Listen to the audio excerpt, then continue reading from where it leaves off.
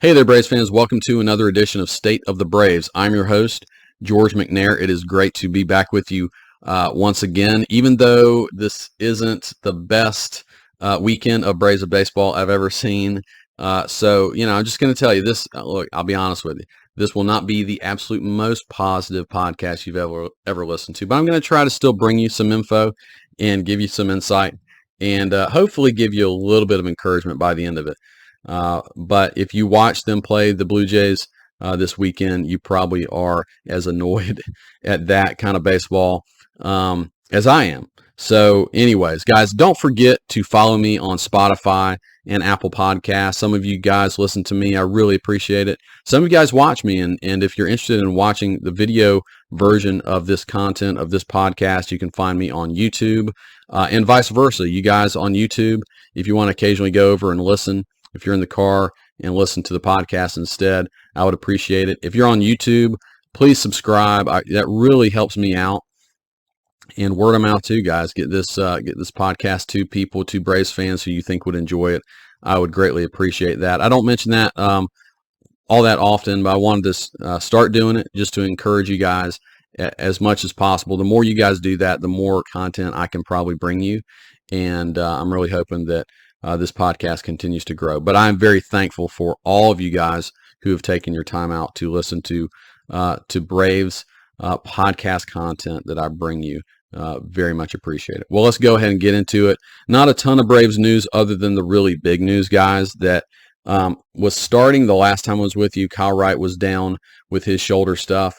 But, last time I talked to you that I was not feeling very good about Max Fried and some of the news that was rumbling around about his arm. And it seems to be, or it has proven out to be, that there is something going on with some forearm tightness from him. So both him and Collin Wright have landed on the injured list, and it looks like they're both going to be out an extended period of time. I'll get into those specifics here very shortly.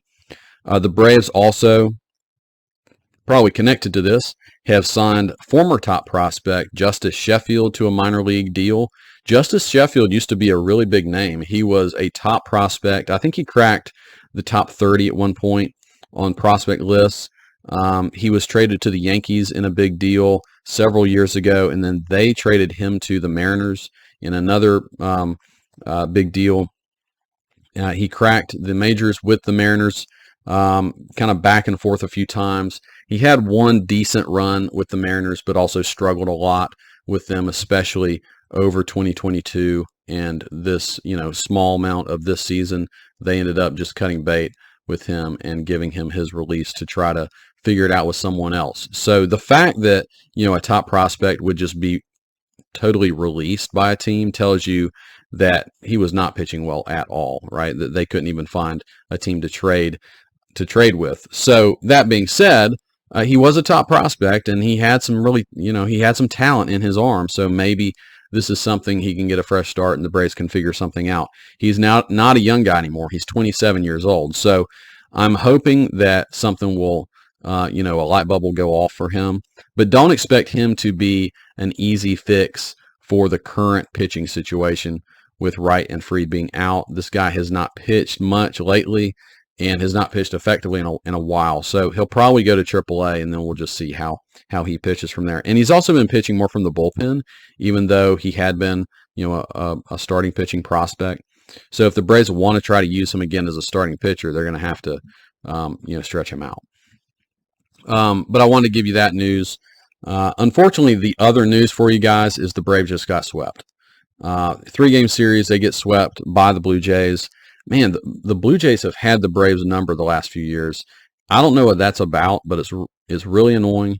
The Blue Jays are talented. It's not like, some crummy team is coming in and just dominating. But anyways, the frustrating thing about this series was the Braves really probably could have won any of these 3 games, and they just couldn't figure it out in various ways. Game 1, Chris Bassett comes in. You guys might remember him from the Mets last year, and totally shuts out the Braves. It's funny that, the Braves knew Chris Bassett from the Mets. It's not like this guy was throwing anything new at them, but he did pitch well.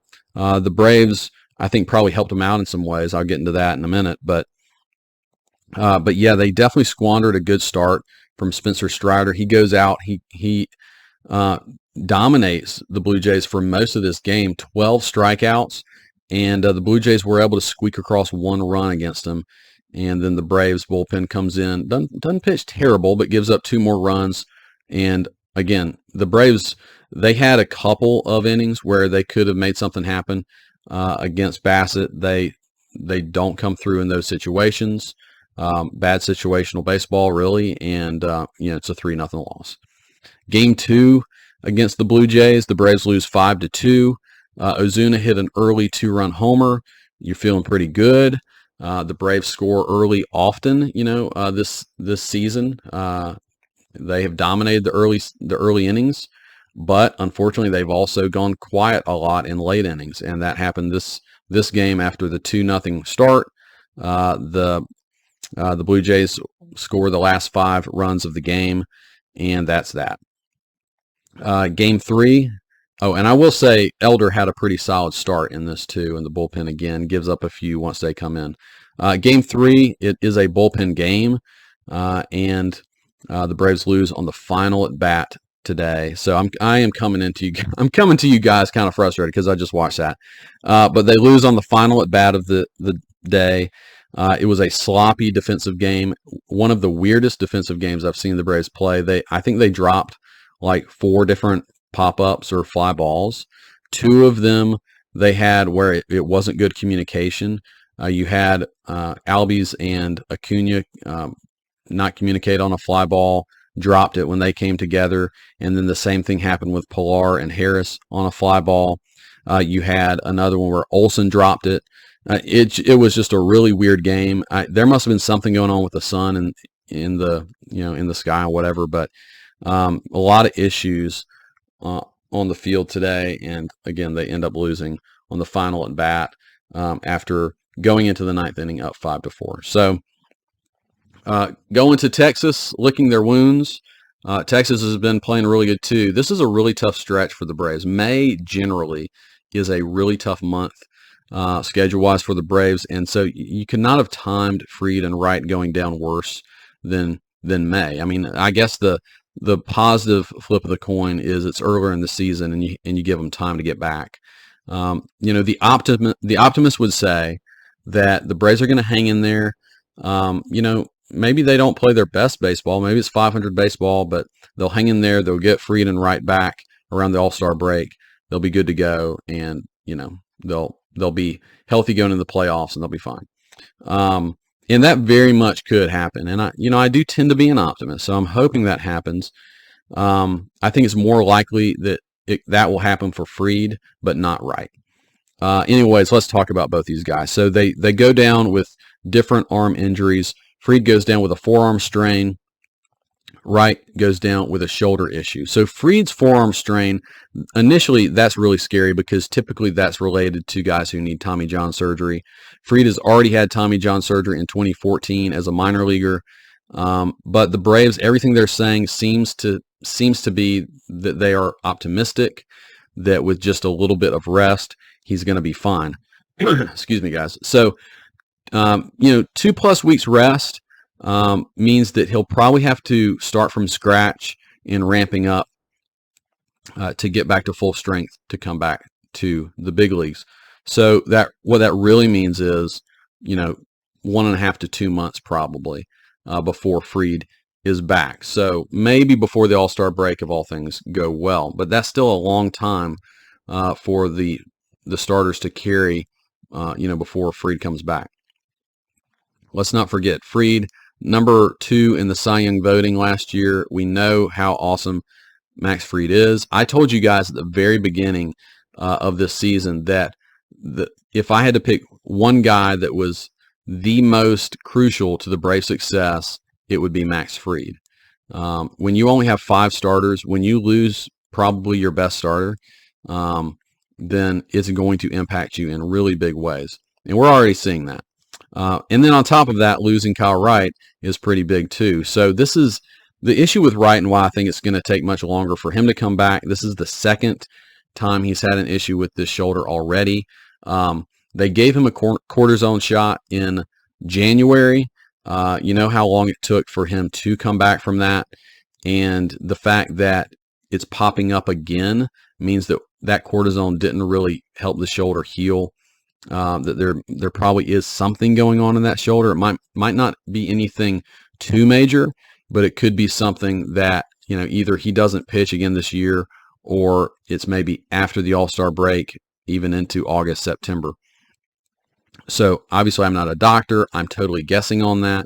But even if something were to magically heal within the next 2 to 3 weeks, he would be on the same timetable as Fried, and you're talking about maybe 2 months from now. So the Braves basically have to at least carry through these next 2 months, and that's going to be tough because the guys so far who've been called upon, or who are going to be called upon, they really have not shown it yet, right? Dodd and Schuster have been given some opportunities with mixed results. Schuster has not really looked good at all at the big league level yet. Dodd has had one really good start, one mediocre start, one really bad start.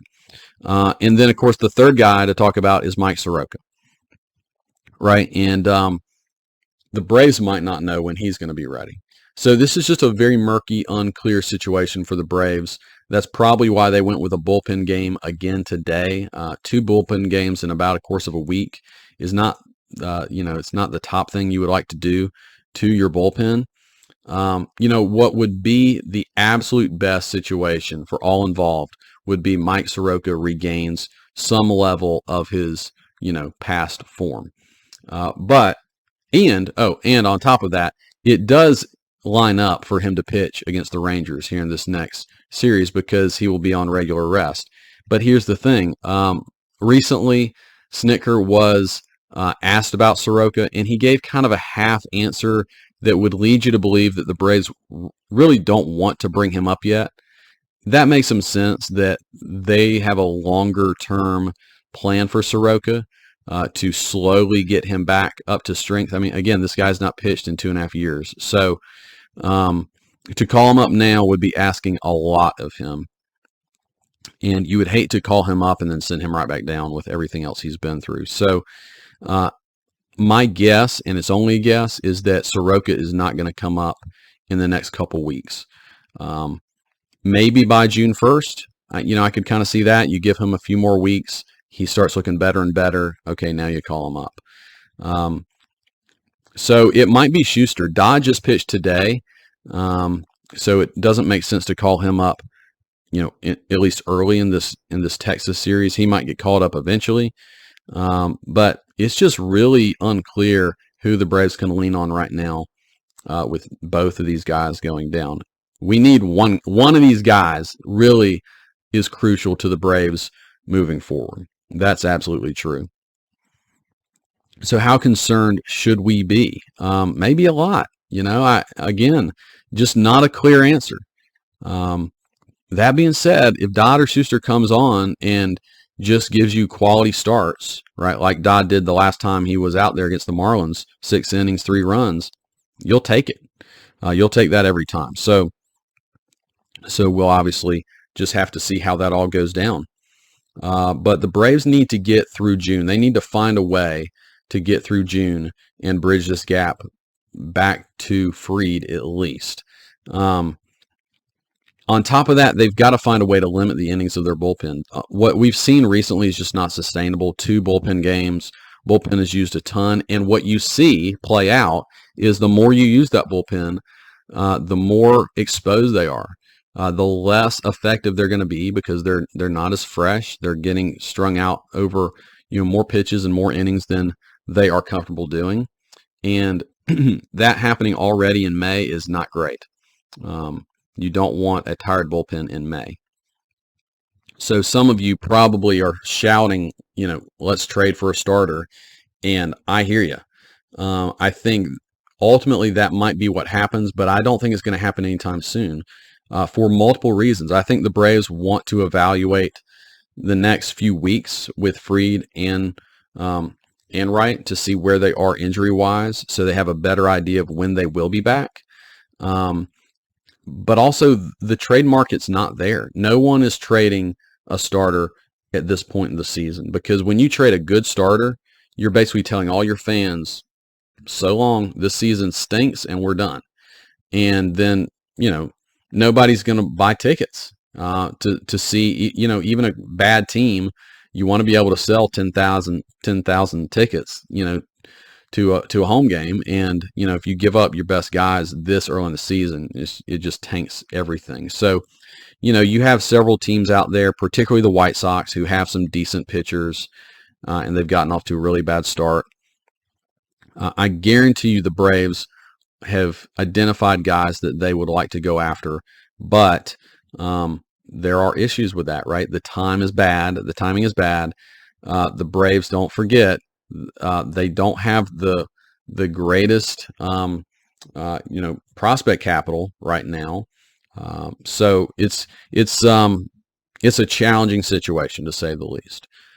All of this gets better if Dodd or Schuster or Soroka just come up and pitch well. But we don't know that's going to happen. So I still could foresee, especially if Fried is not able to come back anytime soon, the Braves eventually, as they approach the trade deadline, to go after a starter. It's a tough position for them to be in, though, because those guys are not going to be cheap. So as we've seen, the bullpen is getting, spread thin, and I think maybe something you could do is go out and get a bullpen guy just to bolster the bullpen. That might be a little more likely to do earlier in May or June than going after a starting pitcher. But even then, I think it's tough. But yeah, bolstering the bullpen, going out and getting a really shutdown guy would be nice, because here's the thing, guys. I don't see, this bullpen is not bad.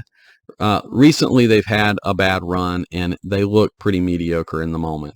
The numbers say that they're actually a decent bullpen. But what I don't see when I look at that bullpen is a shutdown guy, a guy who can come in and he's just going to blow the doors off, 3 strikeouts, sit down, and, go back to the dugout.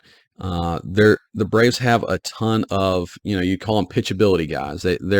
They throw 88 to 92 miles an hour. They've got a good slider, but they're not striking out the side, and they're allowing a couple hits. They always seem to allow a couple base runners, and you're just always walking a tightrope. And I think particularly now, it seems like more teams are willing to take the base hit. I think the style of game is starting to shift back away from the home run a little bit, especially with some teams. And I think you saw that against Toronto.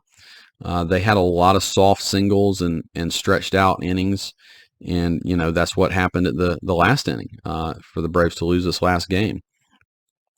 So it would be great if the Braves had one more guy that could just come in and shut the door.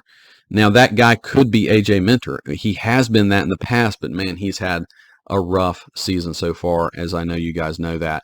He has an ERA over 8 right now. But every statistic, guys, is pointing to he has been insanely unlucky. Now, what I will say, here's what I think it is. I think it is a combination of him not being quite as sharp with him being very unlucky. Okay, because I don't want to throw it all just to luck. I think those two things tend to have something to do with each other, right? He's not as sharp. His pitches aren't breaking quite as much. That cutter's not cutting in quite as much to the right-handed hitters. They're able to get a little bit more bat on the ball. They're putting more balls in play. But the truth, too, is he's been unlucky. His batted balls average in play against Minter is extreme. If you are hitting against A.J. Minter and you put the ball in play, you're hitting 392 right now, which is just insane. So, yeah, he's been unlucky. I guarantee you, he came out of yesterday's game and there was a shot of Kranitz just grabbing him by the shoulders and telling him something. And I can almost guarantee you he's telling him, you made good pitches. You just got unlucky. You got to hang in there. There's nothing particularly wrong he's doing. And I think that's true. And if he sticks with it, I think he'll get sharper and sharper and he'll be okay. But it is hard to see right now. Every time he comes in, I'm like, uh-oh, he's probably going to go up a run or two. But if you're Snitker, you do have to put him in there because the Braves really rely on him. The bullpen ERA right now is actually good. Believe it or not, guys, the Braves are fourth in the major leagues in team ERA for the bullpen.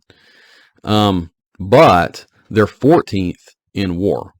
So what does that tell you? Well, okay, WAR is built on several different metrics, including strikeouts and fewer walks and that sort of thing. So probably somewhere in the middle. Let's say the Braves still maybe have a top 10 bullpen. It really doesn't even feel like that, but okay, they do have a lot of solid bullpen arms. What I think most of this season has been about is the bullpen guys have been forced constantly to pitch in situations where, it's higher leverage situations that they should be in. And all of that started with Iglesias starting on the IL and just now coming back. I think if the starting rotation can solidify a little bit, then I think the bullpen is going to be given a chance to get back to normal, hit a little bit of a reset, and be better. So I do have some optimism about the bullpen, but it very much is tied to the starting rotation. And if the bullpen has to be overused, they're really not going to have a chance to hit that reset. It's a trickle-down effect, right? All right, so my other the other thing that's really frustrating me right now is the offense. We know that the Braves, Anthopoulos has built an offense around power. And that's pretty awesome to watch. When it's going well, it's really fun to watch your guys crush home runs. Acuna had another home run today. Albies hit a home run. Pilar hit a home run. But, basically their 5 runs in the game were home runs, right, from the home run. And we're used to that over the last 3 or 4 seasons. But when things are going poorly, it can be pretty frustrating. And that being said, the Braves players, I think, we know that they're capable of hitting home runs, but their approach has not been super great, I would say, over the course of this first month plus of the season.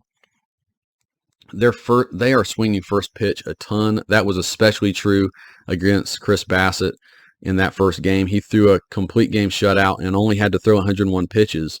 And there was a point in that game where it looked like he might be able to throw 85 pitches and get the complete game. Tons of first pitch swings and outs. And he had just a lot of easy innings because of that. The Braves have never been super great at situational hitting, but it seemed particularly bad over the last week or so. Just not being able to put the bat on the ball, moving guys over. I mean, it's not the sexiest style of baseball, but sometimes just getting that one extra run can pay huge dividends. I mean, of course, today they lose by a run, so it would be really great if they could start doing that a little bit more often. Lots of strikeouts. They're not stringing hits together much. At least they didn't against Toronto. Relying on that home run. That's basically how, they didn't score in game 1. Game 2, their only 2 runs were off of Ozuna home run. And then today, basically all their runs are off home runs.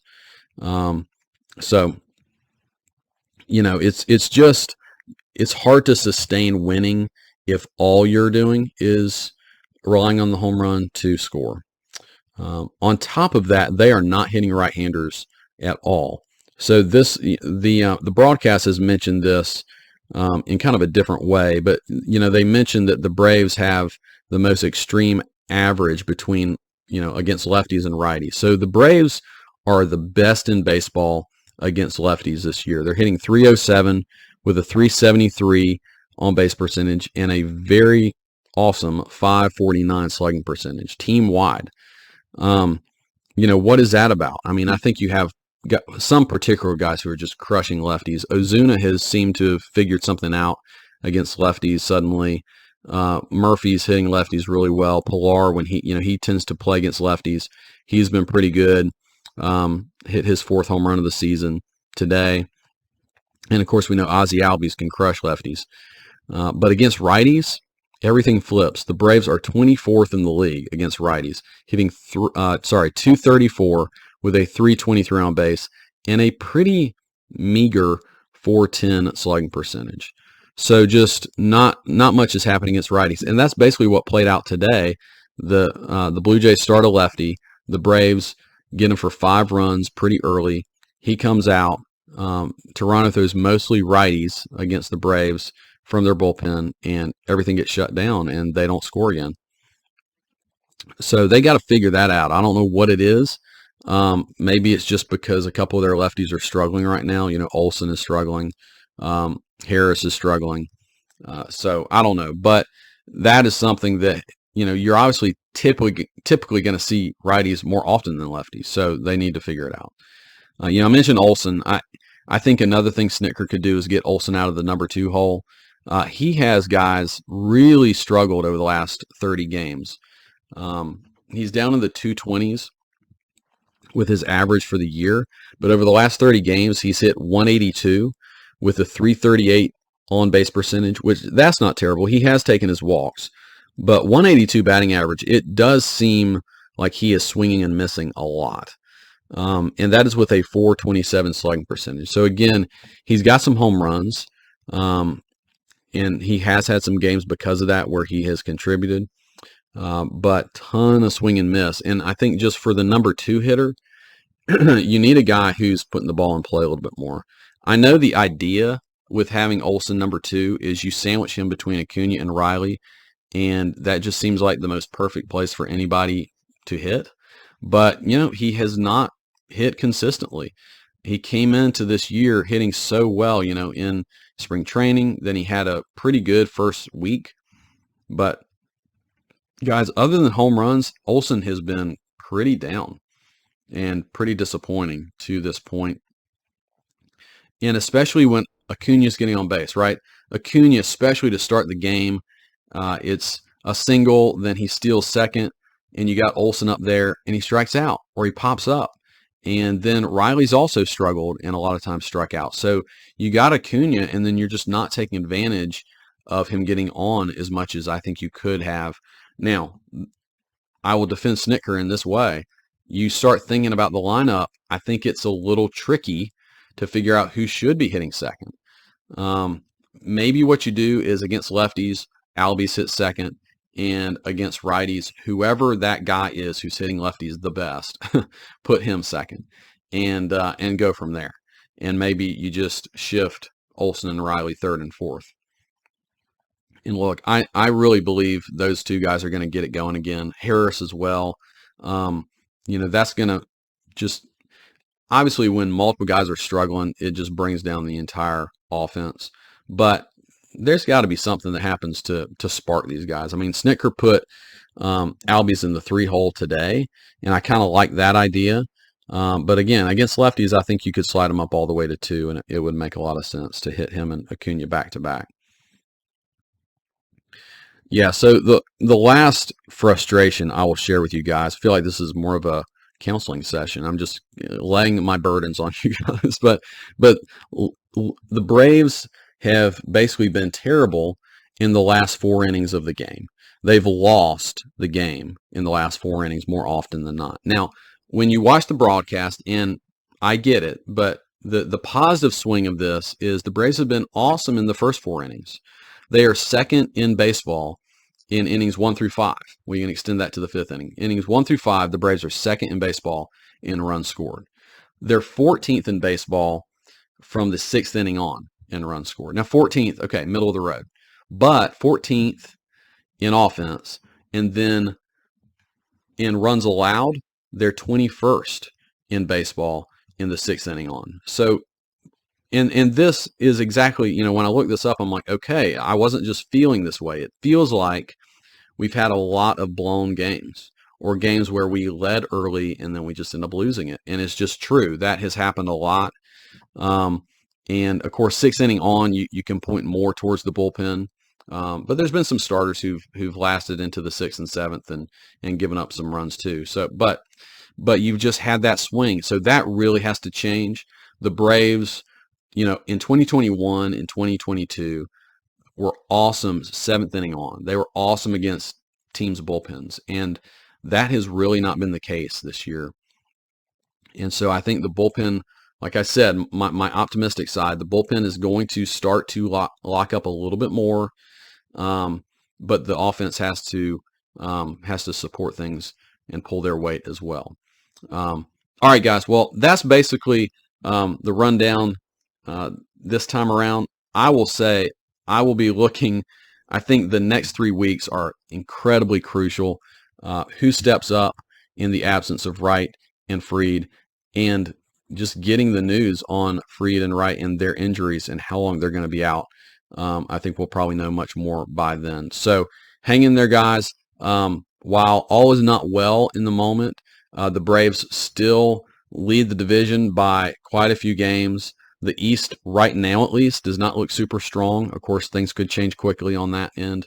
But look, the Braves have to pull their weight. They have to go out and win more games than they lose, at least while Fried is out, I think. And I think they will do that. But this weekend wasn't incredibly encouraging to that end. Anyways, guys, I really appreciate you listening or watching if you're on YouTube. And please stick around for me. I will be back with you soon. See you guys.